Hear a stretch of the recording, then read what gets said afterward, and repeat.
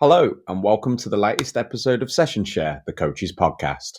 My name's Craig Burtwhistle, and I'm excited to have Ben Andreos today with us. Ben is an academy coach for Cambridge United. He was previously at Colchester United, and he has coached non-league in England at Step 4 and Step 3 clubs. He has his UEFA B licence and is a big advocate for giving back to the game. I've had the pleasure to follow him on X, and now I'm really looking forward to get to know him more. How are you doing today, Ben? Yeah, not too bad, thank you. How are you, Craig? Yeah, doing very well. So, Ben, tell us a little bit about your background. What got you into football? Um, it was a friend of mine actually. So he was my coach when I was playing in non-league, and he asked if I wanted to come down and do a Saturday session with him with a load of academy players. So I was like, yeah, why not? I'll come down, and then we'll go to football together after. So kind of started getting involved there, and he sort of pushed me to do my level two. So I jumped on that and really enjoyed it. So started to do like some one-to-ones and stuff like that, just to get a feel of coaching, but not in big group sessions. So it's just to get a feel of it. So I started to really enjoy it, and then started to work for an independent sort of company, doing like development centers and stuff.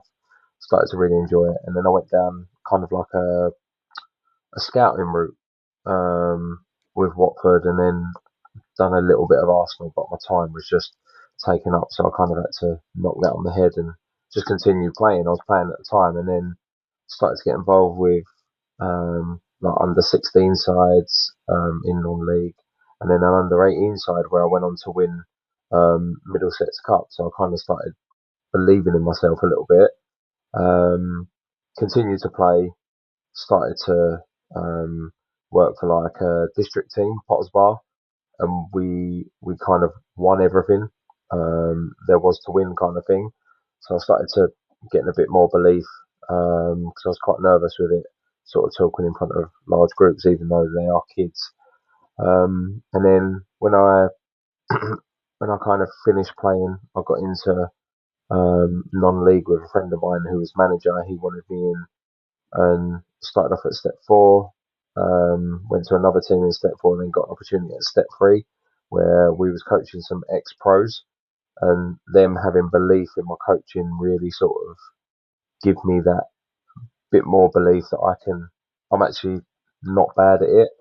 And then I got an opportunity to go and speak to someone at Colchester because I've been trying to get my B license for ages, and just couldn't get on. You know what it's like, just couldn't get on my B license, and then um, I got offered to do an interview at Colchester.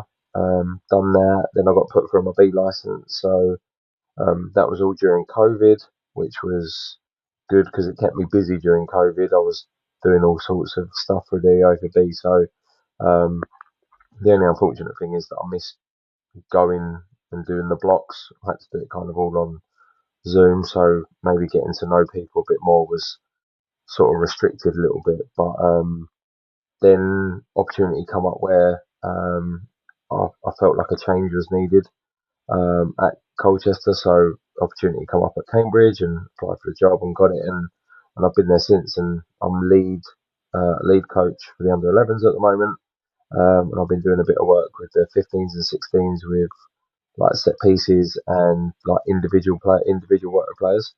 So yeah, since that time where I was coaching academy players in my first time to where I'm now, it's been quite a journey, and I've learnt a hell of a lot. Fantastic. You mentioned that you played at non-league prior to coaching there. How do you feel that preparation as a player prepared you for a successful career? I think it prepared me.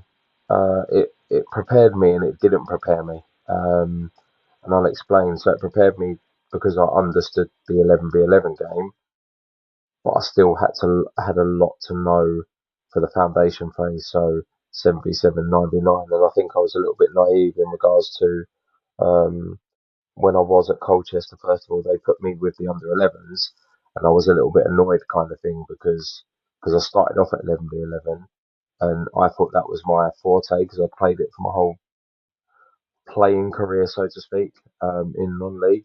So I was kind of a little bit annoyed by it, but I did it, and I kind of enjoyed it a little bit. Um, and then continued that into Cambridge, went for another 11v11 role, did that for a year, and they put me with under 11s as well. And I've kind of, since being at Cambridge, I think I found my niche at the moment in regards to where I am on my coaching journey, and I've really enjoyed doing the foundation phase and really enjoyed 9v9 um, and I'm still dipping out of the 11v11 game to keep me involved. So yeah, I feel at a point in my coaching career where I know where I am at the moment, and I do know where I want to go, but I have to learn a hell of a lot to get there.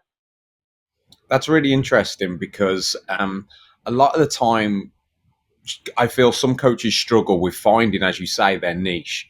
It's a matter of finding where your strengths are. And I've said this many times. Like I have my American A license and I have my UA for B. So I've said the fact that the licenses prepare you by moving up the age groups. And I've always said that like just because you work with older players doesn't make you a better coach. Just because you work with younger players doesn't make you any less of a coach. And I feel that our education system is actually flawed at the fact that because you move up the age groups, rather than it being, say, for example, we find a coach like yourself that enjoys working with U11 players. How do we progress that coach to be able to learn more, educate more at that niche aspect rather than having to say like, okay, now you've done your B, which was good for U11, you're going to go on your A, and now we'll give you a U14 team. Do you understand what I mean by that? Yeah, I think I think it needs to come from the coach as well, because I think like so for myself, I've had because I also work for an independent academy as well, which is my full-time job, and I work in a school with that. So my boss is an ex-pro. He I met him at Colchester, so he's coached there, and I've been having chats with him, and he was like, so like, where do you want to go? Because I was kind of a little bit confused where I want to go next on my coaching badge. He was like, well, if you're in foundation phase, do your AYA, because it helps you. And I think one of my strengths as a person, not just in football, but just is my relationship building. And the AYA will help with that. So you're able to, because 11v11, uh, the A license, sorry, is how to win a game of football. Which is, look, that sounds like a really easy thing to do, but it breaks it down a hell of a lot more, and it's a lot more um, tactical to win games of football. So I think I had a chat there. So it's kind of knowing where you are as a coach to not just chase the badges, to not just go, I have to get my A, I have to get my AYA, I have to get my pro license, because like you said, it doesn't make you any better of a coach, because I know some UEFA B coaches that are better than UEFA A coaches that I know, and that's not me being disrespectful. It's just the knowledge that some coaches have is better than others, and I think having the badges is just a tick box for certain coaches out there. I agree. And it's also a case of you might have all the knowledge in the world, but as you said, was one of your strengths, like your interaction with a player. You might have all the knowledge in the world, but if you don't know how to pass on that knowledge, that's what you're going to struggle with as a coach. If it's coming through as too difficult for a player to understand, then it's going to break down. One It's of the it's things also it's also getting a player to do something for you as well. Because if he doesn't believe in you and you don't have that relationship, then we all know kids nowadays, they need to have trust to be able to do something. And I've learned a lot of that with the role that I do in the school. I'm like a student mentor, so I'm part of sort of the pastoral team. And my my theory is that when I went into school, I wanted them to call me by my first name, by Ben. And they're like, why are we doing that? Why are we not calling you Mr. Andreas? And my thought process behind it was, because I want your respect. And I tell them this, I want your respect and your trust, that if you are struggling with something at school, that you're going to come to me because you trust me, because you call me Ben, not because if you call Mr. Smith the head teacher, you don't trust him because you're calling him Mr. Smith, so you're seeing him as a teacher. I don't want you to see me as a teacher because that's not my role. And the kids actually say back to me, "Oh, that's really clever because we do trust you." So, and I'm not saying that the kids at football call you Mister or Mrs. or whatever, but it's understanding them as kids because they are still kids, and as adults, we've got to teach them the real world. We we teach them to walk, we teach them to talk. We've also got to teach them what's right, what's wrong, whether that's on the street, whether that's on the football pitch, and it's how we do that for them to learn. I love that. I think that's great. And you mentioned a whole bunch of different jobs that you've done, areas that you've worked in, like you were a player in non-league, you've worked at professional academies, you've worked at independent academies, you do some great work inside schools and everything like that. Based on all those things, how has that shaped your coaching philosophy? What is your coaching philosophy? If you would have asked me this question maybe 3 years ago, I might not have been able to tell you, and that's me being generally honest. Um, when I was in non-league, it was I wanted to get the ball down. The whole Pep Klopp took over, and everyone wanted to do it. And I think I got that out of the non-league teams that I was in. It wasn't just lump the ball higher that you see normally in non-league. Got the ball down and played football. I think going into academy has opened my eyes up because obviously it's it's not a team game. If that makes it, that sounds really stupid, but in an academy, it's all about the individual players. Can they get through all the way to the first team? Because that's our job as coaches. How many players, and obviously the league phases jobs are how many players can we push through the system, and especially at a club like Cambridge where it is critical to have an academy, in my opinion, because of where they are. I don't know for certain, but maybe one of the lowest budgets in the league. How can they get that extra revenue by selling or getting academy players into the first team, and that's something that the club looks to do.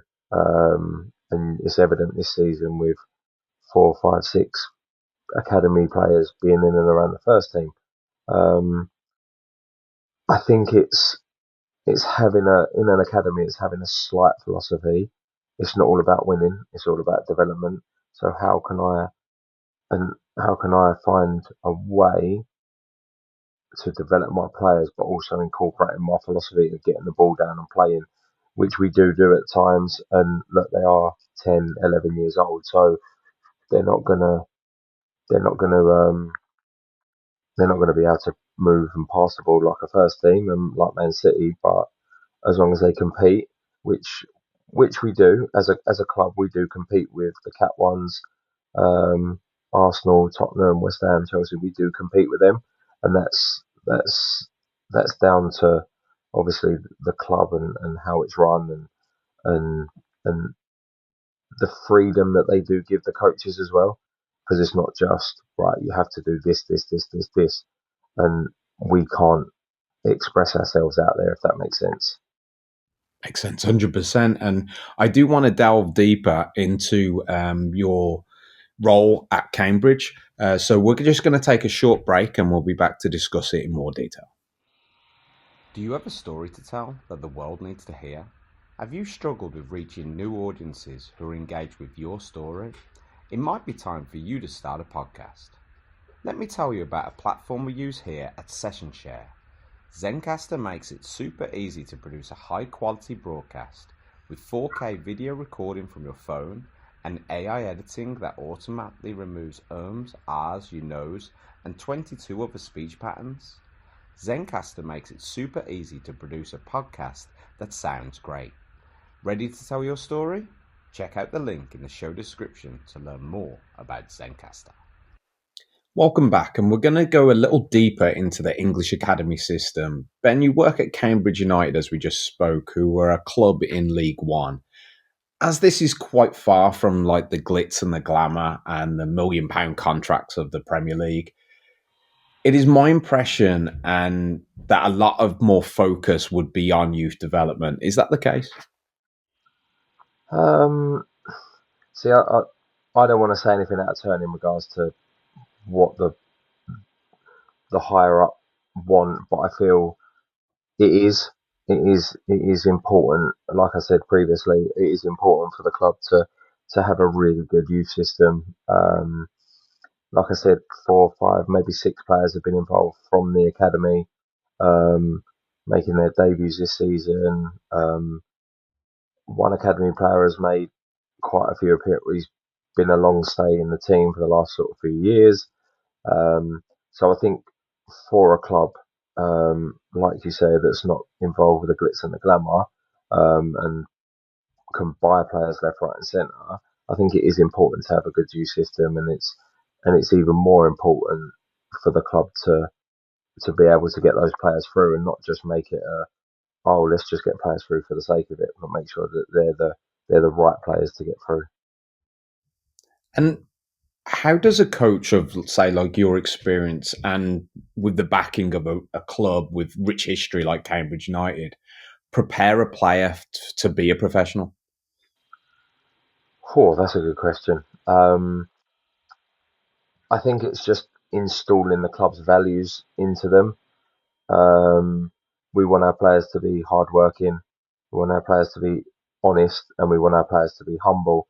And I think if we can instill those values into them, regardless whether they make it all the way through to the first team, whether they make it to 16s and then get released, whether they make it just to under 12s and get released, those values that they can then take into their lives outside of football. If they don't continue in the academy, or it just prepares them for life as well, not just getting into the first team. So I think installing those values um, into the player, they've got a good chance to progress through, and obviously growth of a player, learning of a player, different different stuff of a player will obviously determine whether they make it or not. But us as coaches installing the I won't call it the Cambridge way, but the Cambridge values is I would say is quite an important thing to have in a player. Fantastic. And as you alluded to there, for every one player that makes it, there must be like 100 that don't. So, what does a coach like yourself and a club like Cambridge do for those players to help prepare them with their next way of life if professional football isn't for them? We do have a good support system if a player does get released, and we try and help them as much as we can. Um, it is obviously not a nice thing to say a player's released. Um, but I think, just as I said before, having those values, being honest, hardworking, and humble, I think everyone strives for them if they really look at themselves. If they really look at if they take a step back and go, what are my values? I think a lot of people, and I didn't know that they were my values until I got to Cambridge, and they was embedded into me, so to speak, and they were put on me. And because I'm always humble, I try to be the first one there. I try and be one of the last to leave. Um, I'm getting better at being honest in regards to my sessions, because as a coach, everyone always thinks they have a really good session, so I take a lot of time to review my session on my drive home. I've got a 40-minute drive home, so it makes me um, really review my session and go, could have done that bit better. Like my session just gone on Tuesday, there was one part of it that I had to change midway because it wasn't working. Um, and on my drive home, I kind of thought, why didn't I just do the session that I flipped to rather than that, because it worked a lot better. So that's when I do my reviews.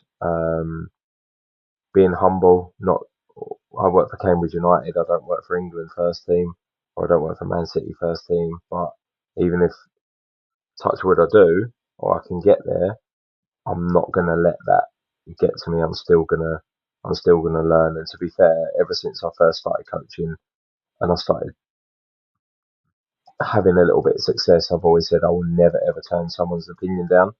whether you're a level one coach or whether you're a UEFA Pro coach, because someone's opinion could make something click for you. So I'll never go, well, don't talk to me because you're level one. I'll always listen. And if I do think it's something that I won't use, I'm not just going to go, yeah, all right, I'll try and have a conversation with them because I love talking football with whoever it is. I could, if I go to football matches and someone wants to talk to me, I'll sit there and have a chat, just because I enjoy football. Um, as long as someone's got an opinion and they don't try and tell me what's right, if that makes sense. Right. So Joe blogs in the football stands to say, I don't know, Thomas Partey's a rubbish player, or he's not. He's a professional footballer playing for Arsenal. They don't have a reason to back it. It's have an opinion, yeah, and I'll have a conversation with you, kind of thing. I totally agree, and I'm exactly the same way. I don't like to talk to people who are closed-minded, so that have no suggestion of, like, as you say, if someone says that Thomas Partey is awful, like, well, why? Like, what aspects of his game does he need to improve? What does he need to do this? So I 100% agree with you there. It's very frustrating talking to those people, and I agree. I feel like as coaches, the moment we say, if enough's enough. I know the game. I don't need to learn from everyone else.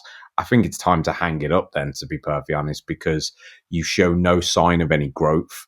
Like the famous convention over here for the United Soccer Coaches, which is the biggest in the world.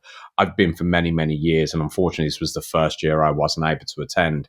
But I always said that if I go to these conventions, if I take away 1%, 5%, 10%, to just add to my thing, then it was worth the price in admission itself. So, like when I first started coaching, just like you said earlier, I was probably going to that convention, taking away 75% of ideas to help improve me. And as the years have gone down, it's gone less and less. But the importance to me hasn't changed at all. It's about making me the better coach that I can be, and that's kind of what you're alluding to, right? Yeah, I say this quite a lot. I always say that Pep Guardiola is still learning. So if he's still learning, think of where I I've got to learn, because the game's changing, the game's evolving, teams are coming up against Pep and figuring him out slightly. So he needs to learn. So if he still needs to learn, there is no way in hell someone like me, who has not even played the pro game, Pep played for Barcelona. Like, he's been at the top level for his whole life. If he still needs to learn, why should I then go, I know everything? Because he's constantly in the game, he's in it 24/7. So, yeah, just staying humble. Totally agree, and it's stuff like that. The reason I do these podcasts is because, one, I get to have great people on like yourself that helps me grow as a coach.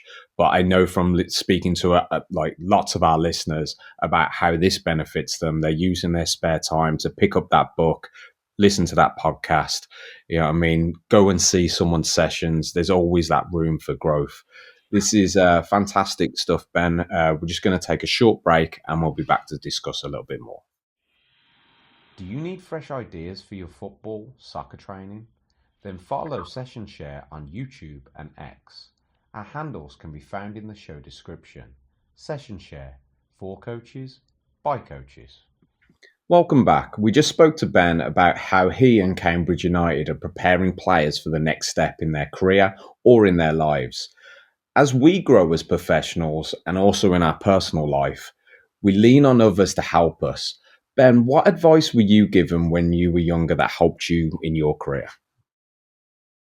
Oh, um, probably when I first started, I had a lot of advice, and I was probably quite arrogant when I played and didn't take it on board. I think I think someone's always said to me, "Go and watch football, go and watch sessions, watch football." And I say it to my players a lot.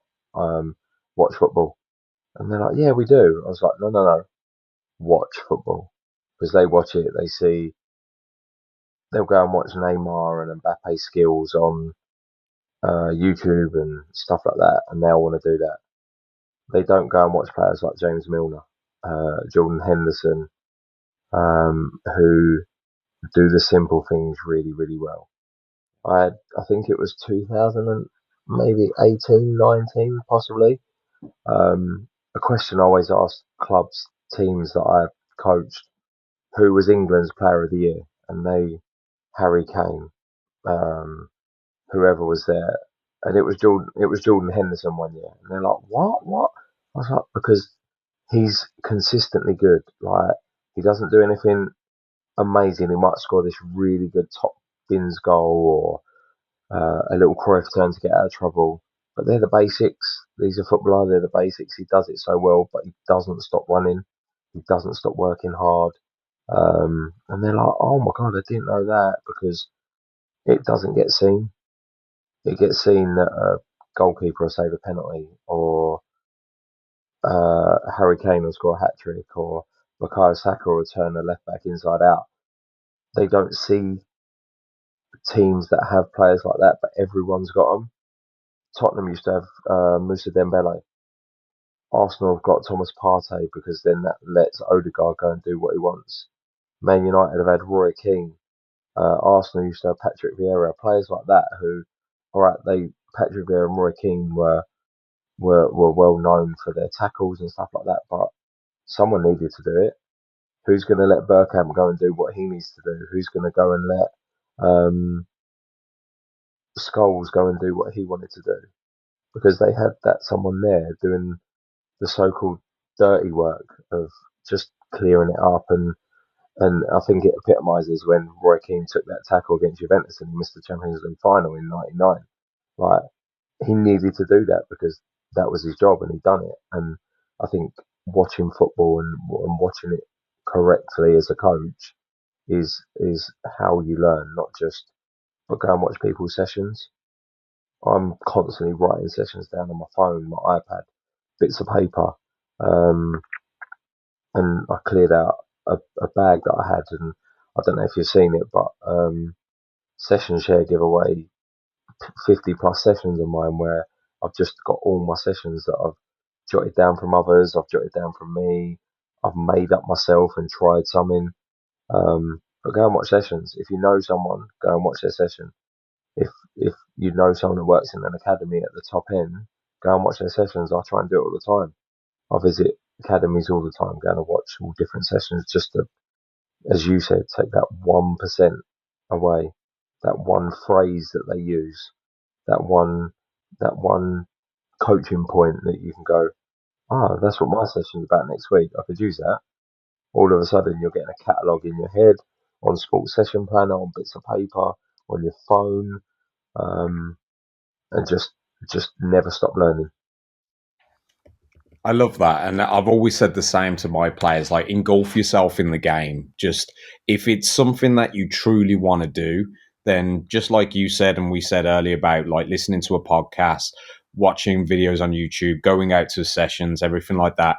If you, as my dad used to say, like, if you love something, it's never work. So like I'm doing like this podcast on my spare time when I'm not coaching and so on because I love it. And it sounds like you have that same passion as well, which is absolute fantastic.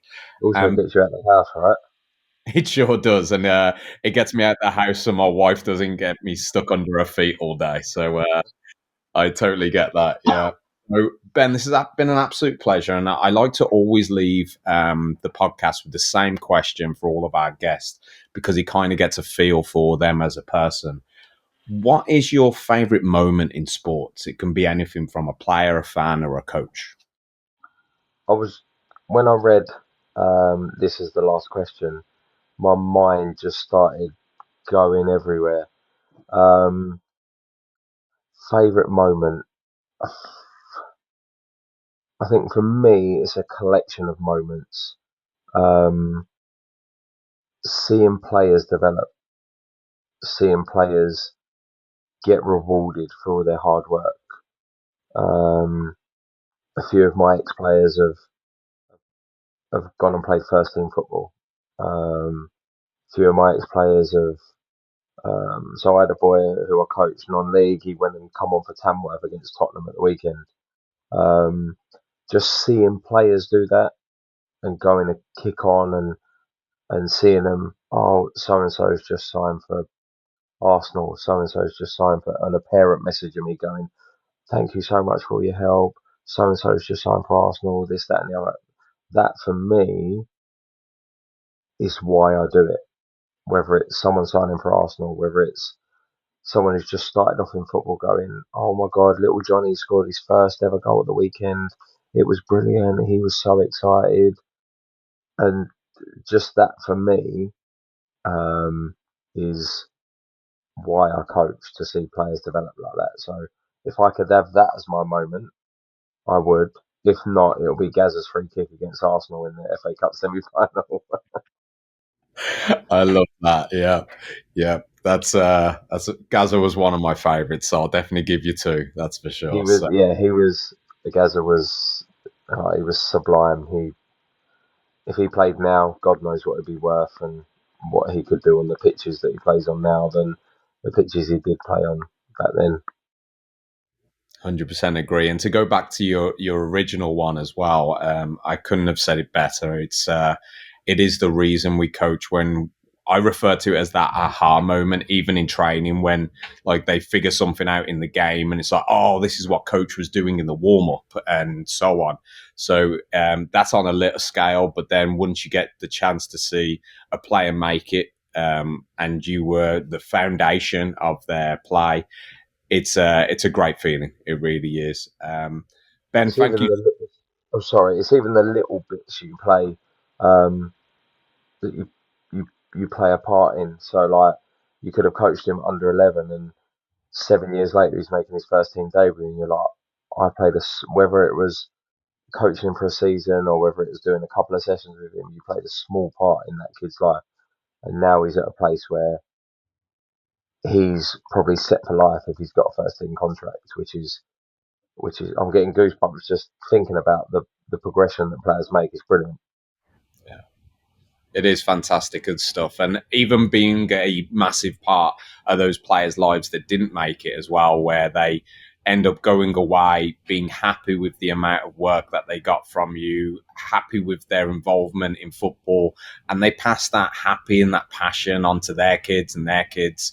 And it just shows what big parts coaches play in a child's and then an adult's life. So this has been absolutely fantastic, Ben. Thank you so much for the conversation. It has been an absolute pleasure. As I mentioned at the beginning of the podcast, I am a big fan of Ben. I follow him on X, and I recommend anyone getting the chance to follow him. He's great advice. As I say, he shares session plans and ideas on there. Ben, if you're okay with it, I'll put your contact details, your X and your LinkedIn in our podcast description so people can get in touch with you. Well, that's about it. All the time we've had for Session Share, the Coaches Podcast.